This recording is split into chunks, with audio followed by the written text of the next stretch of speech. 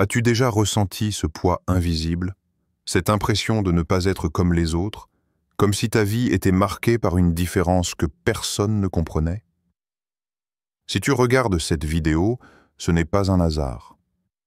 Tu fais partie de ceux qui portent une lumière particulière. Et ce message est pour toi. Reste bien jusqu'à la fin, car ce que tu vas entendre va changer ta façon de voir ton histoire. Et avant de plonger ensemble dans ce sujet puissant, prends un instant pour t'abonner à la chaîne, activer la cloche et partager en commentaire ce que tu ressens en écoutant ces paroles. Ton témoignage pourrait être l'étincelle qui allume l'espoir chez quelqu'un d'autre. 1. Reconnaître que tu es différent. Il y a des signes qui ne trompent pas. Depuis toujours, tu as senti cette dissonance intérieure, ce sentiment étrange que ton existence ne suivait pas le même tempo que celle des autres. Quand certains trouvaient leur confort dans la conformité, toi, tu ressentais une tension à l'intérieur, comme une alarme silencieuse qui refusait de s'éteindre. On t'a peut-être dit que tu étais trop sensible, trop sérieux, trop compliqué. Mais ce « trop » était en réalité la preuve que tu étais câblé différemment. C'est ce décalage, ce refus inconscient de te plier au moule qui révèle ton identité de porteur de lumière. Tu as remarqué que tu ne pouvais pas avaler certaines choses que tout le monde acceptait comme normales. Les mensonges déguisés en vérité, les compromis applaudis par la foule, les illusions entretenues pour apaiser la conscience collective. Ton esprit, lui, protestait. Même en silence, même sans savoir mettre des mots dessus, tu savais que quelque chose n'allait pas. Cette lucidité a parfois été un fardeau, car elle t'empêchait de vivre dans l'insouciance. Mais en réalité, c'était une préparation. Dieu aiguisait ton regard dès le départ. Souviens-toi de ces moments où tu entrais dans une pièce et que l'atmosphère semblait changer sans que tu aies prononcé un mot. Les gens te regardaient différemment, certains intrigués, d'autres mal à l'aise. Tu ne comprenais pas toujours pourquoi. Tu croyais que c'était toi le problème. En vérité, ce n'était pas toi qui dérangeais, mais ce que tu portais. Une lumière invisible, une énergie singulière qui mettait en évidence les zones d'ombre autour de toi. Et les ténèbres, qu'elles soient dans les attitudes, les comportements ou les intentions, ne peuvent pas ignorer cette lumière. Cette différence a souvent été douloureuse. Elle t'a isolé, elle t'a fait douter, elle t'a même donné l'impression d'être étranger dans ta propre famille ou incompris parmi tes amis. Mais au lieu de la voir comme un fardeau, commence à la percevoir comme un sceau. Le sceau de ton appel. Le monde a besoin de ceux qui osent être différents, car ce sont eux qui ouvrent les chemins. Être différent signifie aussi ressentir les choses plus profondément que les autres. Là où certains passent à côté de la douleur d'autrui, toi tu la ressens presque comme si elle était tienne. Tu portes cette capacité d'empathie qui ne peut pas être fabriquée. Elle est déposée en toi comme une arme. Une arme contre l'indifférence, contre le cynisme, contre la cruauté. Tu n'es pas né pour être insensible, tu es né pour être une voix, un cœur, un phare.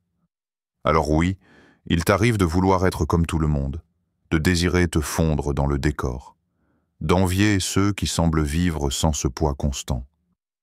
Mais souviens-toi, ceux qui brillent ne peuvent pas se cacher. Et toi, tu n'as pas été conçu pour l'ombre. Tu es comme une flamme. Petite ou grande, elle attire toujours les regards. Elle éclaire, même quand elle ne le veut pas. Reconnaître que tu es différent, ce n'est pas t'enorgueillir. C'est accepter le rôle qui t'a été confié. C'est comprendre que cette différence n'était pas une erreur, mais un signal. Le signal que tu n'as jamais appartenu au conformisme, mais à une mission plus vaste. Ce que tu ressens depuis toujours n'est pas une étrangeté, c'est une confirmation. Tu n'es pas là pour suivre le troupeau, tu es là pour montrer la voie. 2. L'isolement comme école. Il y a eu des saisons où tu as regardé autour de toi et tout semblait se vider. des amis qui disparaissaient sans prévenir, des relations qui s'effondraient sans explication, des portes qui claquaient au moment même où tu croyais enfin entrer. Tu as cru à des pertes, mais en réalité, tu étais inscrit dans une école particulière, l'école de l'isolement. Cette école n'a ni banc ni professeur visible, mais elle enseigne mieux que n'importe quelle salle de classe. Elle forge ton esprit, ton caractère, ton discernement. L'isolement est une arène silencieuse. C'est là que tu découvres la puissance de ton oreille intérieure. Quand le bruit des autres s'éloigne, quand les voix familières s'éteignent, tu n'as plus d'autre choix que d'écouter ce qui se trouve en toi. Tu apprends à distinguer le murmure de ton cœur des mensonges qui voudraient dans les interstices de ton silence. Et plus tu acceptes cette solitude, plus ta capacité à percevoir l'invisible grandit. Chaque séparation a été une leçon. Les liens qui se sont brisés n'étaient pas destinés à durer. Ils étaient des passagers, pas des compagnons de route. Tu les aurais peut-être gardés par habitude ou par peur de l'abandon, mais le ciel ne pouvait pas permettre qu'ils bloquent ton élévation. Alors, l'isolement est venu, parfois brutalement, parfois progressivement, comme une main ferme qui t'arrache à ce qui semblait sûr, mais qui ne t'aurait jamais permis d'atteindre ta destinée. Dans cette école, tu as appris à te suffire. Pas dans l'orgueil, mais dans la reliance. Reliance à Dieu, reliance à ton essence, reliance à ce qui t'a été confié. Tu as découvert que tu pouvais marcher sans applaudissements, avancer sans validation, respirer même quand personne ne t'encourageait. Et cette indépendance spirituelle est devenue ta fondation. Car un leader ne peut pas être guidé par la foule qu'il doit lui-même guider. Ce que tu appelles solitude est en réalité une salle d'entraînement. C'est là que tes sens s'affinent. Tu découvres que tu peux sentir les atmosphères, que tu peux discerner les esprits, que tu peux lire entre les lignes des situations. Cette acuité n'est pas née dans l'abondance de voix, mais dans le dépouillement.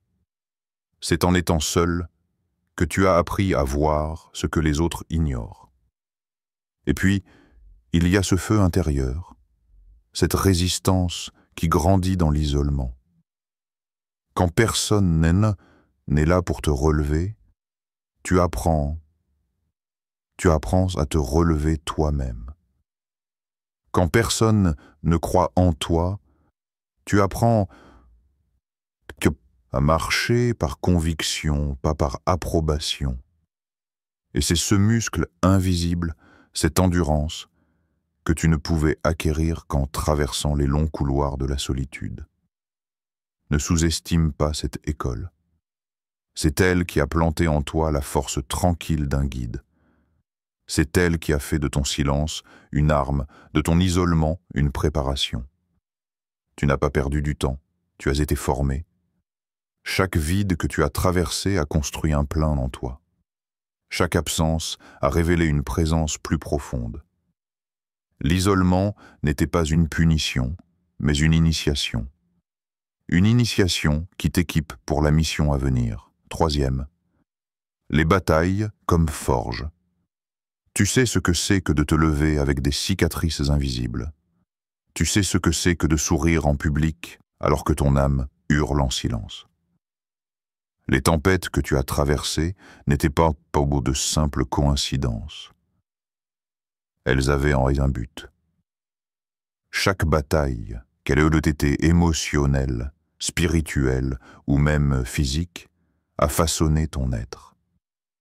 Comme le métal dans le feu, tu as été chauffé, frappé, refroidi, encore et encore. Et si aujourd'hui tu tiens debout, ce n'est pas par hasard. C'est parce que tu es passé par la forge. Les épreuves ont été injustes parfois. Tu as vu des gens autour de toi avancer tranquillement, comme si leur route était lisse, alors que la tienne semblait jonchée d'obstacles. Tu as demandé pourquoi toi. Tu as pleuré dans l'ombre. Tu as cru que tu étais abandonné. Mais en vérité, C'était un entraînement.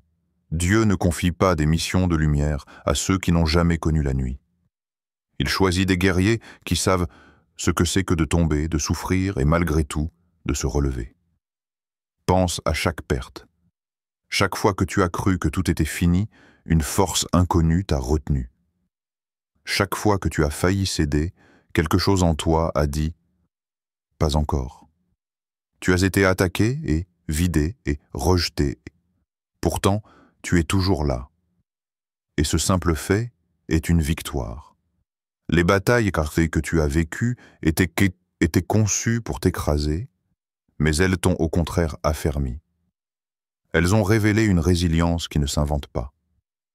Les blessures que tu portes sont devenues ton armure. Elles t'ont appris la compassion, car tu sais ce que c'est que de saigner. Elles t'ont appris la patience, car tu sais que la guérison prend du temps. Elles t'ont appris la vigilance, car tu reconnais les signes d'une tempête avant qu'elle n'arrive. Tu n'as pas été fragilisé par ces combats. Tu as été aiguisé dans cette forge. Tu as aussi découvert la dépendance absolue. Quand plus rien ne tenait, quand tes propres forces s'épuisaient, tu as dû apprendre à t'accrocher à plus grand que toi. La prière, les larmes, les silences face à Dieu sont devenus tes armes. Et ces armes sont invisibles pour le monde, mais redoutables dans l'invisible. Car tu sais désormais que tu n'avances pas seul. Chaque bataille a renforcé ton lien avec celui qui t'a choisi. Ce feu que tu as traversé n'était pas là pour te détruire, mais pour te purifier. Le métal pur ne brille qu'après avoir été fondu. Le diamant ne resplendit qu'après avoir supporté une pression écrasante. Toi aussi, tu as été pressé, écrasé, chauffé. Mais ce n'était pas en vain. La forge ne détruit pas la matière, elle en révèle la vraie valeur. C'est pourquoi tu ne dois jamais mépriser tes cicatrices. Elles ne racontent pas seulement des souffrances, elles témoignent de ta survie. Elles prouvent que tu es passé et par le feu, et que tu en es ressorti et encore plus solide. Et si tu portes aujourd'hui une autorité que d'autres reconnaissent sans savoir pourquoi, c'est parce que cette autorité a été achetée au prix des batailles que tu as endurées. Quatrième, les signes du leadership spirituel. Il y a en toi quelque chose que tu n'as jamais pu cacher, même quand tu essayais de te fondre dans le décor. Une présence, une énergie. Tu entres dans une pièce et sans parler, tu modifies l'atmosphère. Les conversations changent subtilement. Certains se sentent attirés, d'autres mal à l'aise. Ce n'est pas ton apparence, ni ton ton de voix. C'est l'autorité silencieuse que tu portes. Une autorité qui ne vient pas des diplômes ni des titres, mais de l'esprit. Depuis longtemps, tu ressens cette sensibilité qui paraît étrange aux yeux des autres. Tu captes les non-dits, tu ressens les tensions invisibles. Tu sais quand une parole est creuse, tu perçois quand une intention n'est pas pure. Ton intuition n'est pas seulement une impression, c'est un radar spirituel. Il te prévient avant que le danger n'arrive. Il t'alerte quand une atmosphère est chargée. Beaucoup t'ont reproché d'être trop méfiant mais cette méfiance est en réalité une vigilance divine. Un autre signe est ton intolérance à l'injustice. Tu n'as jamais pu rester indifférent devant la cruauté, la manipulation, la corruption. Là où certains ferment les yeux pour préserver leur confort, toi, tu bouillonnes intérieurement. Il y a en toi un feu qui refuse le silence quand l'ombre prend trop de place. Ce n'est pas une simple indignation humaine, c'est l'écho de ton mandat. Tu n'es pas né pour tolérer le mensonge, mais pour y opposer la vérité. Et puis, il y a cette attraction mystérieuse. Les gens viennent à toi, parfois sans même savoir pourquoi. Des inconnus se confient, des amis cherchent ton avis, même ceux qui ne t'aiment pas écoutent ton opinion. Tu n'as pas cherché ce rôle, mais il t'a trouvé. Parce que ton esprit porte une autorité que personne ne peut nier. Tu n'as pas besoin de réclamer le titre de leader. Tu l'es déjà, dans les faits. Ton regard va toujours plus loin que le présent. Tu vois ce que les autres ne voient pas encore. Tu rêves de choses qui semblent irréalistes aux yeux du monde, mais qui en toi paraissent inévitables. Ce don de vision est une autre preuve de ton appel. Dieu plante en toi des images du futur, non pour t'illusionner, mais pour t'équiper. Car un guide doit voir la destination avant d'y conduire les autres. Ton intégrité est également un signe distinctif. Même quand céder serait plus simple, tu refuses. Même quand le compromis semblerait t'apporter des avantages, tu tiens ferme. C'est plus fort que toi. Tu ne peux pas trahir la vérité que tu portes.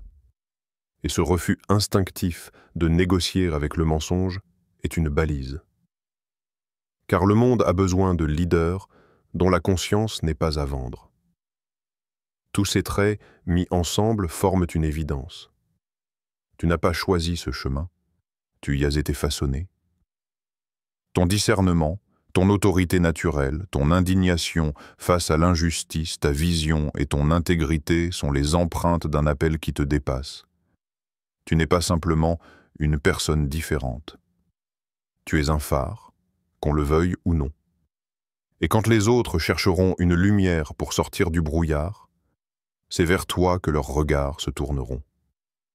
5e. Une mission qui dépasse ta personne. Tu as peut-être cru que ton histoire ne concernait que toi. Tes blessures, tes victoires, tes erreurs, tu les as toujours considérées comme des fragments isolés de ton parcours. Mais il y a une vérité plus vaste. Ta vie est une réponse aux cris silencieux de ceux qui n'ont pas encore trouvé leur chemin. Ton parcours, aussi chaotique qu'il ait pu paraître, a été sculpté pour servir une mission qui dépasse largement tes propres désirs. Tu portes un mandat invisible. Ce mandat ne se limite pas à ton bonheur personnel, ni à la réalisation de tes rêves intimes. Il s'étend aux autres, à ceux qui te regardent, à ceux qui viendront après toi. Ta voix n'est pas simplement la tienne, elle est un instrument.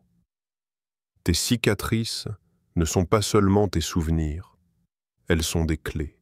Chaque larme versée a creusé en toi une profondeur capable d'accueillir les douleurs des autres. Tu n'as pas traversé tes tempêtes pour rien.